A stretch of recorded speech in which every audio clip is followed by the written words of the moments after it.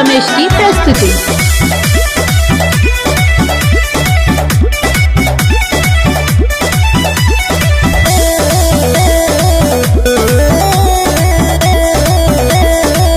अरे पछुआ के हवा में रही हो लुका के लूहू नहीं लगे खोया ना बापा के।